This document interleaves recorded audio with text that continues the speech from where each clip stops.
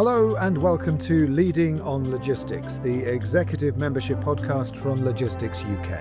Mike Young back with you as we bring you the insights and analysis from the country's logistics sector. In this latest instalment, we'll be focusing on decarbonisation ahead of a major Delivering Decarbonisation event, which is being held by Logistics UK in London this month. Where are we now as businesses across the sector try to reduce their carbon footprints and hit net zero deadlines? And there's a new roadmap report out too this month from Logistics UK, and that's looking at the specific issue of decarbonisation for road hauliers. And it's the roads that we'll be largely focusing on in this edition of the podcast. To our guests we go then. Lamech Solomon is the relatively new head of Decarbonisation Policy at Logistics UK. And Mike Nakrani joins us as well. He's chief executive of VEV, or you might know it as VEV, we'll call it VEV, who are experts in planning and implementing the electrification of fleets of lorries, trucks, buses, making that switch from the diesel power to the battery power. And Lamech, to you first. As we speak to you now in early November 2025, is the road to net zero for the logistics sector looking a little easier to navigate than it perhaps has in previous years? I think where we're at now is the logistics sector is fully committed to decarbonising. We hear this a lot from our membership, but it must be supported through this in a realistic and fair transition. And I guess where we're at now is there is a lot of market uncertainty. There are constant moving deadlines of government policy. There isn't a clear government roadmap on what the next steps are. There isn't the parallel infrastructure to support the full transition of commercial fleets. And I think what needs to happen is a joint roadmap between government and industry, which can work together to enable the logistics sector to decarbonise efficiently and fairly. And I'm correct, say if I'm wrong, the key dates we're looking at here. 2035, all new cars and vans must be fully zero emission at the tailpipe. 2035 also sees the end of sale of new non-zero emission HGVs weighing 26 tonnes and under. And in 2040, it's the end of sale of all new non-zero emission HGVs. Have I got all that right? Yes. That's encouraging. Mike, I suppose up to a point, we've heard a little already now from Lamech about the concerns, some of the worries. I do know, though, that you're pretty excited at the progress that's being made. Yeah, absolutely. I think I would concur a lot with what Lamech has just said. I'd say absolutely agree. Stability is very important for industry. These are investments that industry are making that aren't whimsical, right? They require a new way of working, a new way of thinking, and they require investment that has to be recovered over 5, 10, if your bus operator is potentially 15, 20 years or so. So stability in the assumptions is really important. And I think that certainly is something we're looking for policy advisors to help us with to make sure that's the case. I think also the other bit that the bit I'm excited about there, Mike, is, the wonderful saying about data will set you free, which is I'm seeing a lot of positive work being done by a lot of these proactive logistic fleets who are finding actually not only is the product feasible now, because the first question is always, Maslow hierarchy of need, is the product going to work? Will it do what I need it to do? So I think we're seeing vehicles coming out that are with different range types, different capability that allow that. But also there is now a growing minority of vehicles where when you do the analysis and you do it properly in a visceral way like we do, that actually commercially it's viable too. And I think, product being viable, but commerciality not being viable doesn't work, right? When you have the two. And I think we're really pleased with the customers that we're working with that that's actually happening. And it's interesting because it's becoming a profit opportunity for them. So there's a lot of positive noise right now with some of the people that have started first. Okay, well, I know that in the roadmap that I was mentioning, there is a survey of some of those at the sharp end running road haulage firms. And I'm keen we hear some of those thoughts today so that we can chew them over here in this podcast. Now, this survey was largely conducted anonymously. So these quotes have been voiced up, as we say, by members of our own production team. The ranges are insufficient. We have to guarantee to our clients, because of the value of what we carry, that we can go from the point we're picking them and their goods up to the point we're delivering them to without having to stop. And at the moment, obviously, with a tank full of diesel, we can do that and then some. But with electric vehicles, the manufacturers can't guarantee us that we'll make the range. We need the charging infrastructure before we get the trucks. It's expensive stuff. Even one charger is like £250,000. With 11 sites with connections, we're looking at 1.5 million a year just for standing charges and the basic monthly charges, without our usage on top. The extent and cost of upgrades to receive the necessary power for large-scale HGV chargers is a blocker. The recent Depot Charging Scheme Fund released by the UK government could be a mechanism to help push this on. However, with the fund deadline for installation set for March 2026, this restricts what can be done and puts depots with low power at a disadvantage. From a larger operator's point of view, if you're in ZEHID, the Zero Emission HGV and Infrastructure Demonstrator Programme, you can have a few chargers because the government is going to pay for a large chunk of the cost.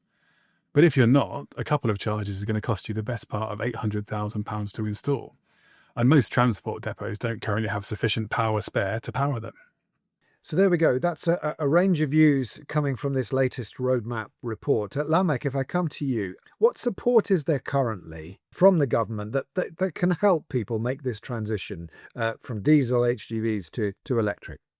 So as we've heard, there is the depot charging scheme, which the government recently launched. And essentially, this is either £1 million or 70% to 75% of the cost of charging. Essentially, what this is to support charging infrastructure in depots.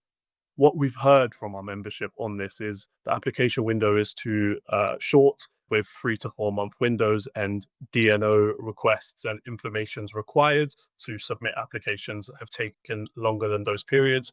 We've also heard that there is a deadline of 31st of March 26 to have these installations in, which again, as we all know, working in the logistics sector is very difficult to acquire charging and also get the civils done by that time. So what we hear from our membership is that this should be a multi-year scheme which facilitates the installation of charging longer than that March 26 deadline.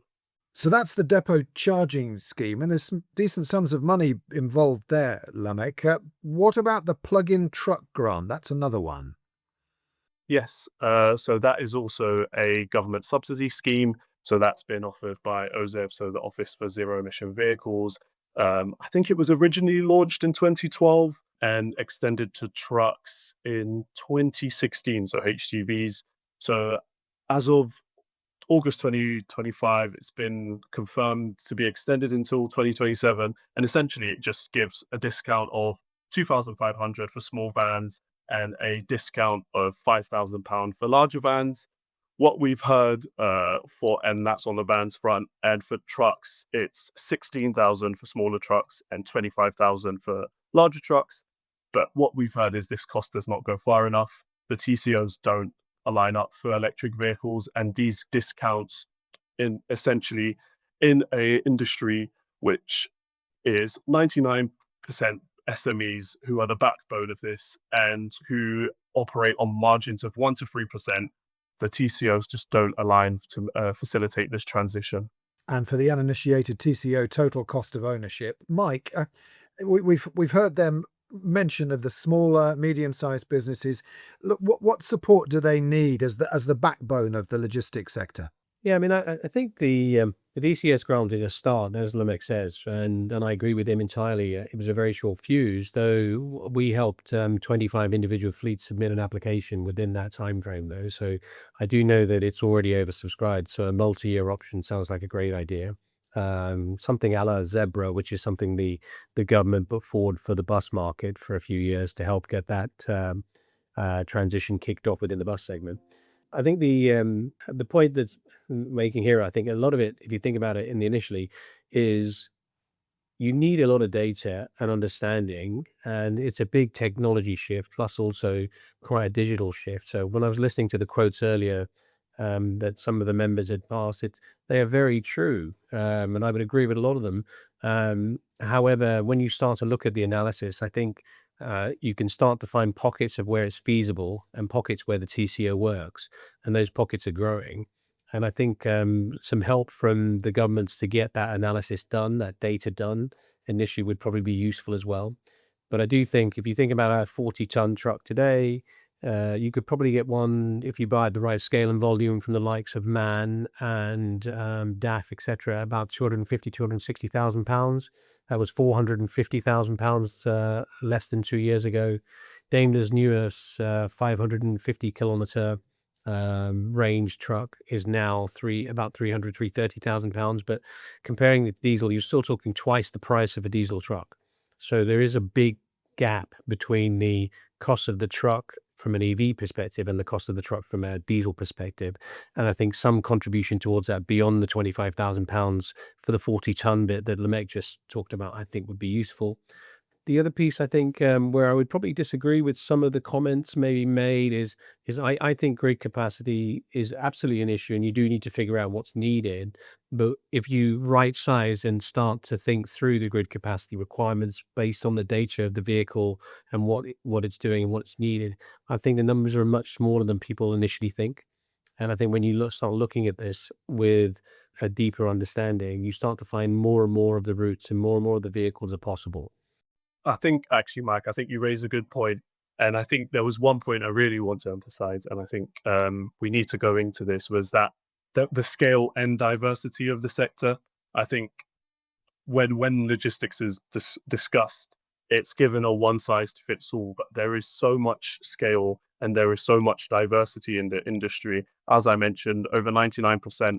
I think it's the percentage points change, but the last time I checked, it was 99.7% of road freight operators are SME, with the majority of those as classed as micro businesses, and they face very unique challenges. So limited access to capital, again, as you mentioned, Mike, fewer dedicated sustainability staff, so very difficult to do that data analysis you mentioned. And again, leasing constraints on depot infrastructure. And essentially, if we do want to meet those decarbonisation targets, it's central that we bring them along on the journey. Now, I hesitate to weave in another acronym, but there is the ZEHID, the Zero Emission HGV and Infrastructure Demonstrator Program. Lamech, who's in that? Who's benefiting from that? So essentially, it is a range of different programs. So you can see them, which are split between electric and a few hydrogen options. And what they are doing are mass trialing the decarbonisation technologies across different modes of road freight. So either it's on the actual infrastructure on the charging front. So there's the electric freightway project, or is actually testing the vehicles themselves. And essentially, operators sign up for the ZHID and are given subsidized electric HGVs, and parallel infrastructure is also put across the UK on key strategic road networks. But essentially, what we've heard from our membership on this is it's all well and good when these HGVs are subsidized and they are cost parity with diesel. What happens when ZHID finishes and there is no longer subsidies to facilitate that transition? Interesting. Mike, going back to you, how fast is a typical charge for a great big, say, a 40-ton HGV? And also, you were mentioning a little bit about range, but just what is a typical range now for a larger HGV that is fully electric? Right. So as little as 2 years ago, you were talking about vehicles that could do no more than realistically with a full load 300 kilometers in range. And now the latest vehicles that are available, and there's a slew of them, a slew of them coming out from Daimler, from like say Volvo, MAN, Renault, etc., etc. And the range now is above 500, approaching 600 kilometers. And again, when you start to look at the analysis, I was just thinking about to the quote that one of the team made, which I can totally get. But when you look at the data, you think about where England is, you think about the legal requirements for these 40-ton trucks, and max speed is 56 mile an hour, max driving time they can run is 4 hours, with some exceptions twice a week, etc., etc. And you're starting to find actually, I'm actually of the belief that product feasibility is significantly better than people actually believe when you look at the actual numbers that are available. And we've proven that. We did a pilot with a wonderful company called AB Dawson, and one of these SMEs that Lamech was talking about. They run a port. They supply steel to They carry steel from British Steel to Nissan, and we ran a 2-week pilot with a manned truck and a portable charging system, and we ran that for 2 weeks, successfully carrying all of the goods to and fro from the ports to Tata and British Steel and to Nissan. And you're starting to see those use cases exist, and they're out there.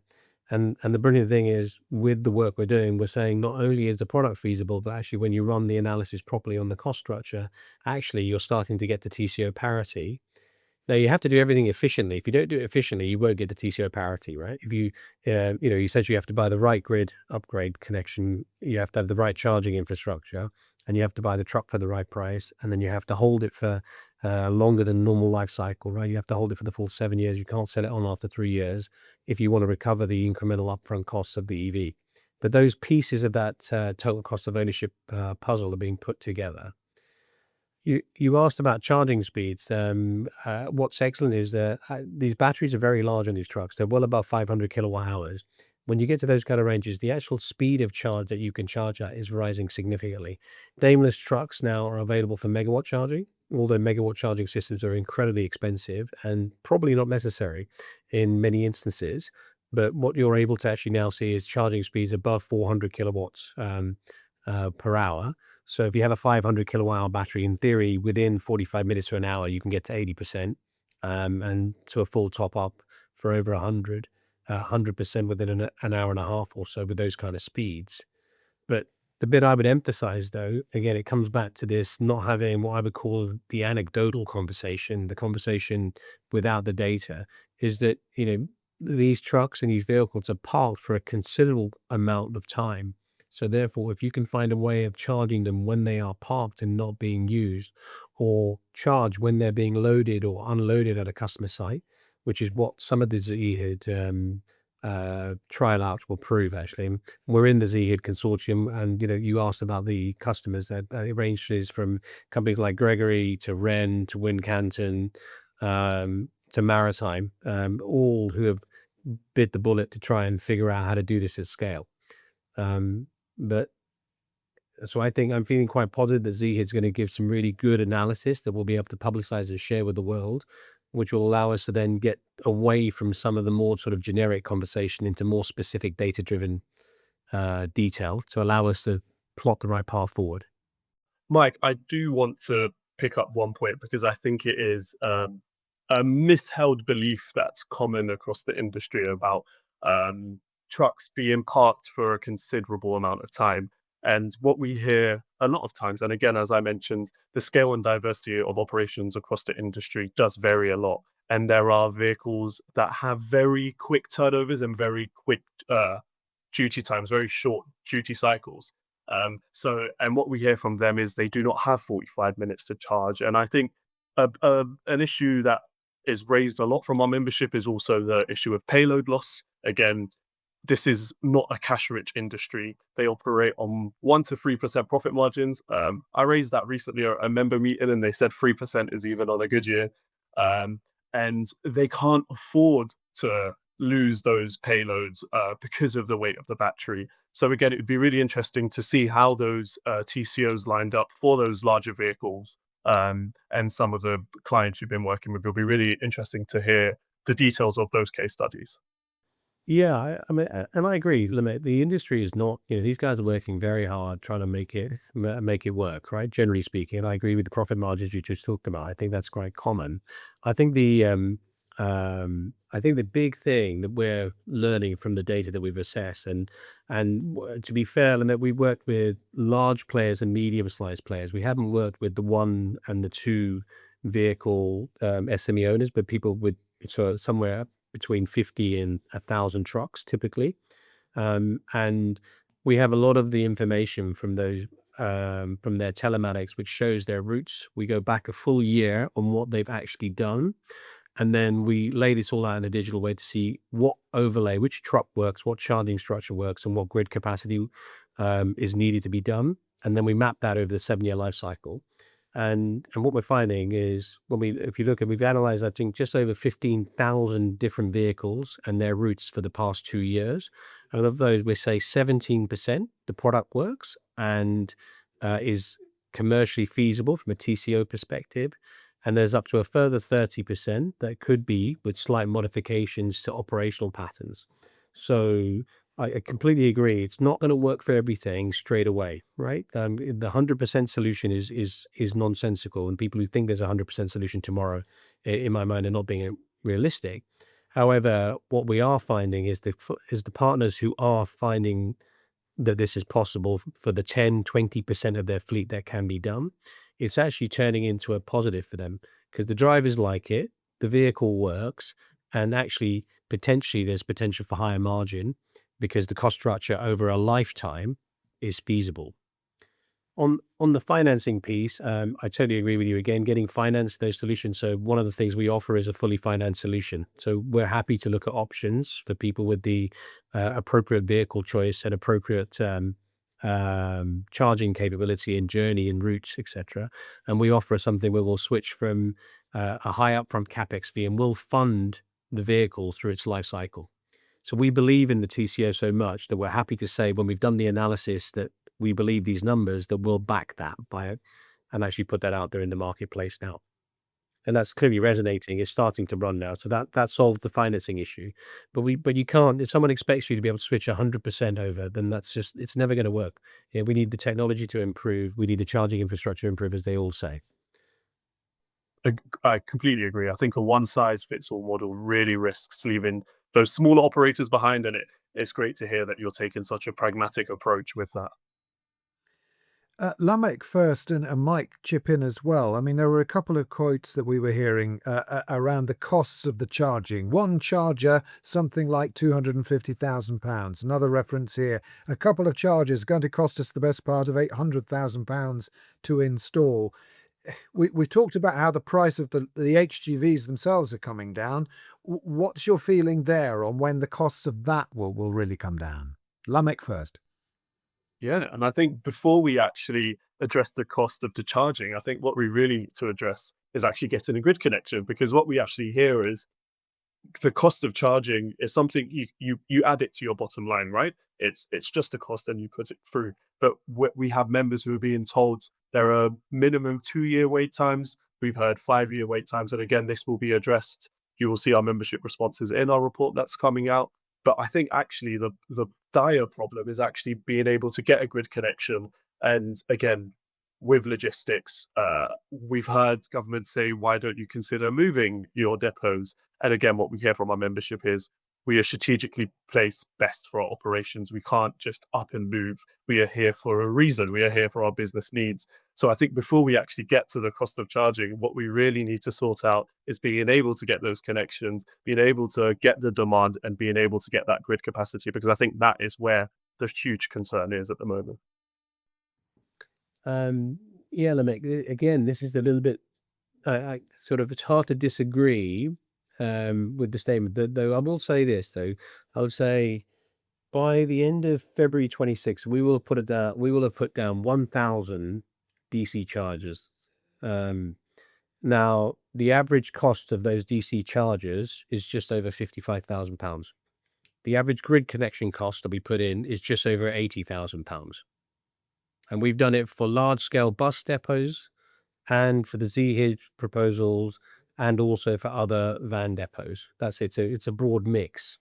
So I'm not seeing the same concerns on the cost structure from the charging infrastructure piece as some of the members are. And I'm very happy to be given some instances and would be happy to look into them for people and see whether there's something different between what we've managed to deploy versus what actually is out there in the marketplace. And then on the grid connection costs, I think there's a couple of things. There clearly is a bottleneck coming. And there clearly are some positions where where the grid capacity at that depot, at that location, etc., is incredibly expensive because there's insufficient capacity at the local transformer. And therefore the civil work and the engineering work to bring something from the medium voltage to the low voltage and adding in a transformer can be very expensive. And that's why you need to make sure that you're right sizing the grid capacity, right? So if you right size the grid capacity, what we're finding is that you don't need to spend huge amounts on the grid, but you have to right size it. And that's not the way people necessarily think. They think of the worst case scenario without having the data. And what happens is you end up with a bill that makes it unaffordable. And we wouldn't have been able to put 1,000 chargers down. They're all DC enabled if the costs were anywhere near that £800,000 somebody mentioned, or the £250,000. We just, it's impossible to be done. And we have not done that. Our real data shows that that's not the case for us. Yeah, completely agree. And I think, as you mentioned, you tend to work with medium to larger sized companies, and they have the capacity and they have the budget to be able to hire people who can look at them. I think where we hear this most is from our smaller members who are struggling with headcount, and their transport managers aren't equipped to be able to look at they're not energy managers. They can tell you every nook and cranny on a HGV, probably won't be able to tell you much about the energy sector and engagement with DNOs. And I think the current DNO structure of first come, first serve encourages that greed mentality of, well, if I don't take this capacity now, I might lose it to my neighbors. And in an industry that is very heavily concentrated in particular areas, and you are competing with your neighboring depots, the idea is that greed consumption of, let me take more now, just in case I do grow in the future, and that capacity doesn't exist. So this is something we're looking at. We're working with NESO, so the National Energy System Operator, on this, on how to best navigate those. Is there guidance that can be done on talking about perhaps scaled increases, which matches growth of capacity? Is there perhaps funds that could be offered by government for upskilling within these SMEs? And again, is there a prioritization program that can be done so logistics can continue and get access? Because again, we are in an industry or a sector or even an economy which has multiple competing priorities. Again, it's not just the electrification of transport that's happening. You've got the electrification of heat, you've got the electrification of industry. And again, they are all competing for the same source. Completely agree, Mick. I mean, it's going to be a nightmare. I mean, have we got the sufficient engineering capacity to build out the network? You know, National Grid have said they need to double double the grid capability, I think, right? Something like that. Yeah. And I'm with you. I think we so are looking at how to make it fairer, to make sure that people who've signed up the capacity and not using it are not able to hold on to it. I think I would add one thing, Lamech, though. So if somebody does hold the capacity and over request, once they've actually taken the capacity, the standing charge cost structure is pretty massive. And so they will be penalized through the standing charge cost structure if they've actually done the work, right? But I think where the problem really is somebody's put in an application and is, because they're first in the queue, they're entitled to get it. The queuing system needs to be looked at. And I think NISO are saying that they are looking at that to then allocate it to projects that are more realistic to be done, as opposed to projects that are just being held up in a queue by somebody. So I'm hopeful that change will happen soon. The last thing, I think, one of the things that you raise a really good point, Lamech, which is, we're working with players who are a little bit larger than the really small guys. And I think they do need help. I agree entirely with you. And I think it is not their core skill, right? Their core skill is managing drivers, managing customers, looking after the truck, making maintenance work, doing all the important things and making sure the vehicle does the job that it needs to do. And that's what their skill is. And there is a gap, I think, in expertise. What we should do is really think through. I think the government won't be able to fill that expertise, I don't think, but they could maybe help with funding to help them. And the bit that maybe I'll take away is I know that we have that capability. We'll think about whether we could do something that's automated that they can access through the web, through calculators, etc., in order to be able to help them, because I think they really do need that help. I completely agree. And I think things like subsidized training programs, upskilling programs, and again, these aren't groundbreaking ideas. They're being done in adjacent and parallel sectors. But again, what we're asking for is that to be also done in the logistics sector also. Yeah, I think skilling sounds like a brilliant idea, Lamech, because the honest answer is the world is net zero is going to require operational change. Yeah, the transition is not going to happen it's not a complete replacement like for like, right? You can't go off and buy a diesel van and then sell it and go buy an electric van, expect it to work, right? You're going to have to think differently. And I think there is a lot of upskilling and training that could be done. The other good thing is I think it's better. Right. I mean, fundamentally, not only the upskilling will be valuable, I think it will be a great way of changing the industry too. Lamech, it does strike me that there is a more immediate solution that many Logistics UK members might be considering, which is lower carbon fuels, LCFs, for some of the heavier, harder to electrify vehicles. What have people been saying to you about that? Yeah, so again, we've got a low carbon fuels report coming out soon. And essentially, what it's saying is electrification is the long term path the government has decided to take. And again, low carbon fuels offer an immediate opportunity to cut those emissions in the short term. And this is particularly helpful for those heavier vehicles and those specialist fleets where I guess battery electric technology just isn't there yet. And again, these include biomethane, biodiesel, hydro-treated vegetable oil, so HVO. And again, they achieve massive carbon reductions and they can be dropped in tomorrow. So I know from some calculations from Zemo, we've seen well to will of 76 to 125% compared to fossil fuels. And again, we're aware around 10,000 HGVs are already running on those sustainable biofuels. And again, a lot of those are articulated long haul HGVs. And again, what we're saying is, look, low carbon fuels enable operators to decarbonize now. The technology isn't ready. The grid isn't ready. Let's look at decarbonisation as decarbonisation. Let's not focus on zero. Let's look at a downward trajectory and use it as a transition fuel towards that long-term path of electrification. Lamech, we've talked about DNOs, the distribution network operators, the people who own, operate, maintain the local electricity networks. Clearly, they are going to be linchpins in what we're talking about here. But there is also, they're different from the energy suppliers. When we talk about energy supply, how comfortable are people feeling about energy pricing, that there will be consistent energy cost rather than a real roller coaster in that world? Yeah, we hear it a lot from our membership. Recently, I've heard from a member that for the TCOs to be parity with diesel, the energy would need to be, I think it's 15 pence per kilowatt. Again, we are nowhere near that at the moment. I think the cheapest charging is for HGVs on public network is around 43 pence kilowatt. And that's the cheapest. I think you're looking on average on the 60 pence or higher at the moment. And again, when a lot of this legislation was put in, it was around 2019. Energy costs were 75% cheaper. So a lot of the TCO calculations that were done 2019, prior the Russia-Ukraine war, prior COVID, etc., just do not align anymore. And essentially what we need is for a system that replicates what's been done in a parallel industry. So again, for energy intensive industries, there's the British Supercharger scheme, which essentially cuts the policy costs and the non-commodity costs of their electricity bills to make their bills slightly more competitive.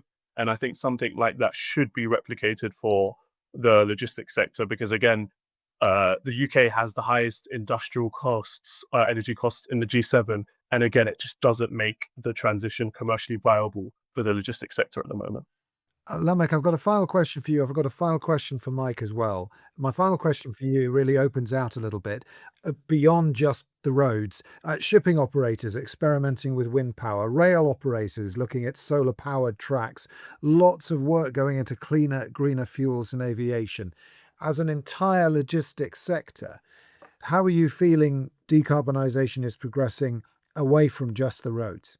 Yeah, I guess I'm gonna finish how I started and just emphasize that the sector is committed to decarbonisation, but success depends on that partnership with government. Again, maritime aviation have slightly later deadlines, and again, I think perhaps road is being used as that sandbox to see how that transition goes. And the sector is trying, the sector is committed, but it needs the right policy frameworks that brings operators of all sizes along that journey, whether that be maritime, whether that be aviation, whether that be rail, whether that be road. And it needs to reflect the operational realities of running commercial businesses. Because again, I think a lot of comparisons are drawn to the personal use vehicle market, all cars, etc. And there are distinct differences between those. And Mike, a final question for you. This latest roadmap report, essentially the report calls for a fair and efficient, a collaborative transition where government, where industry work together to ensure every operator, regardless of size, regardless of fleet type, can play a full and active role in delivering a low carbon, resilient logistics system that supports both environmental goals and economic growth. There we go. That's pretty much the conclusion. How are you feeling about that? And in particular, the government, are they listening? What would your message be to government in this podcast? I think it certainly things like the DCS program, as an example, the Met just talked about. It was launched, right during the summer break with a very short deadline. So the fact that it was launched says that there's clearly positive action, and I think it was a large sum of money, Lamech. I think it was £30 million was up for grabs. I think that's right. So a large amount of money with a reasonably generous scheme in terms of its funding capability. It'll never be enough. I think there's always going to need for more, unfortunately. So I think, yes, please, to helping, fully supportive of this multi-year solution. And I think that should continue till we get the kickstart that's needed to allow the TCO to work, across the board. So that's one thing. I think we talked about stability earlier. So that's the second thing I'd say, making sure that we continue with the we need, businesses need stability. They're going to make investments for a long time. They need to know that what they're doing now is not going to be ruled out as invaluable or useless later on. That's the second thing. And then the third thing I think is, there's a really, if you think about the transition itself as it's going to happen over time, there's the charging infrastructure, the ability to get the right pricing structure. Lamech mentioned the fact that, industrial energy prices are the highest in our country versus most of mainland Europe or anywhere else in the world, potentially, I think. I think that needs to be addressed too. So they're the kind of areas I would say: stability, continued some support from a grant perspective, albeit let's make the deadlines a bit more realistic than they were last time, and some help in bringing the cost of energy down somehow. Yeah, look, we're not asking for anything groundbreaking. What we're asking, essentially, is just a combination of government action, industry expertise, and then that could lead to the UK really being able to deliver a logistics transition that's not only green, but also resilient, competitive, and inclusive for all businesses of all sizes. Lamech and Mike, it's been fascinating speaking to you about these issues. I mean, here we are recording this in early November 2025, and at the end of this month, we have a budget which is being much anticipated. So let's see what happens on the 26th of November and we build from there. Lamech Solomon, Head of Decarbonisation Policy at Logistics UK, Mike Nakrani, CEO of VEV. Thank you so much for your thoughts and for your time. I look forward to being with you again with the next edition of Leading on Logistics, which is a Broadcast Revolution production for Logistics UK.